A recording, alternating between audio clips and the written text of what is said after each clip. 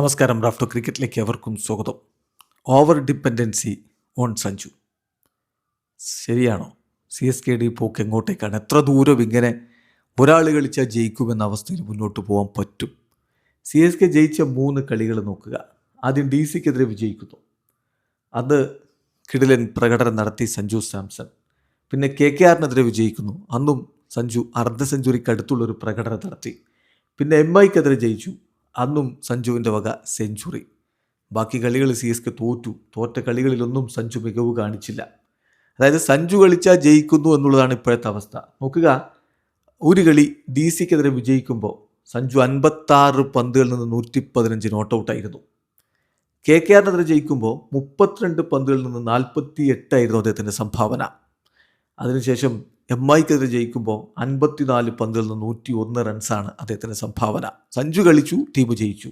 ഇനി സഞ്ജു കളിക്കാത്ത കളികളോ, ടീം തോറ്റപ്പോഴോ സഞ്ജുവിൻ്റെ ഇന്നിങ്സുകൾ നോക്കുക. 7 പന്തിൽ നിന്ന് 6 റൺസായിരുന്നു ആദ്യ കളിയിൽ. പിന്നെ 7 പന്തിൽ നിന്ന് 7 റൺസ്, പിന്നെ 5 പന്തിൽ നിന്ന് 9 റൺസ്, 3 പന്തുകളിൽ നിന്ന് 7 റൺസ്, 15 പന്തിൽ നിന്ന് 11 റൺസ്. അതായത് സഞ്ജു ഒരു 15 റൺസിന് മുകളിൽ എടുക്കാത്ത 5 കളികളുണ്ട്. ആ 5 കളികളിലും എന്ന് പറഞ്ഞാൽ ഒരു കളിയിൽ 11, ബാക്കിയൊക്കെ 10 താഴെയാണ്. ആ 5 കളികളിലും സി എസ് കെ പൊട്ടിയിട്ടുണ്ട്. അതാണ് ചോദിക്കുന്നത്. സഞ്ജു കളിച്ചാൽ മാത്രം ജയിക്കുന്ന ടീമായിട്ട് സി എസ് കെ എത്ര ദൂരം മുന്നോട്ട് പോകും എന്നുള്ളത്. ഈ പ്രശ്നത്തിന് പരിഹാരം കണ്ടേ പറ്റൂ. സഞ്ജുവിൻ്റെ കാര്യത്തിലും അദ്ദേഹവും കൺസിസ്റ്റൻസി കാണിക്കേണ്ട സമയമായിട്ടുണ്ട്. കാരണം അദ്ദേഹത്തെ ആശ്രയിച്ചാണ് സി എസ് കെയുടെ ബാറ്റിംഗ് ലൈനപ്പിൻ്റെ നിലനിൽപ്പ് എന്നുള്ളത് ഇപ്പോൾ സുവ്യക്തമാവുകയാണ്. ക്യാപ്റ്റൻ ഋതുരാജ് ഇന്നലെ അവസരത്തിനൊത്ത് കളിച്ച് റണ്ണ് വന്നിട്ടുണ്ട്. പക്ഷേ അത് അദ്ദേഹത്തിന് വരും മത്സരങ്ങളിലേക്ക് കൊണ്ടുപോകാൻ പറ്റുമോ എന്നുള്ളത് കണ്ടറിയണം. ബ്രവിസ് ആ ഒരു ഫോമിലേക്ക് എത്തുന്നില്ല. സർഫ്രാസ് ഖാൻ അദ്ദേഹത്തിൻ്റെ ടാലൻറ്റും കാര്യങ്ങളൊക്കെ ഇടയ്ക്ക് ചില ഷോട്ടുകളിലൂടെ കാണിക്കുന്നുണ്ടെങ്കിലും അദ്ദേഹവും കൺസിസ്റ്റൻസി പ്രശ്നത്തിലാണ്.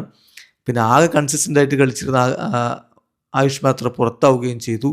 ശിവൻ ദ്യൂബയൊക്കെ ആണെങ്കിൽ ഫോം ഔട്ടിൻ്റെ മാരക വേർഷനിൽ നിൽക്കുകയാണ്. അപ്പോൾ ഇത്തരമൊരു ഇതിൽ സഞ്ജു സാംസൺ ഫോം ഔട്ടല്ല.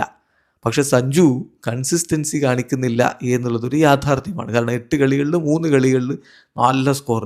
ബാക്കിയൊക്കെ 10 താഴെ, ഒരു കളിയിൽ മാത്രം 10 മുകളിൽ ഒരു ചെറിയ സ്കോർ അടിച്ചു. ഇതാണ് അവസ്ഥ. അപ്പോൾ ഇതല്ല വേണ്ടത്.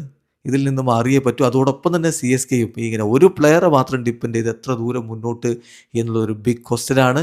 പ്രശ്നങ്ങൾ പരിഹരിച്ചില്ലെങ്കിൽ സി എസ് കെയുടെ പ്ലേ ഓഫ് മോഹം അവതാളത്തിലാവും. വീഡിയോ അവസാനിക്കുന്നു. ക്രിക്കറ്റ് ലോകത്തെ കൂടുതൽ വിശേഷങ്ങളുമായി റാഫ്റ്റോക്സ് എത്താം.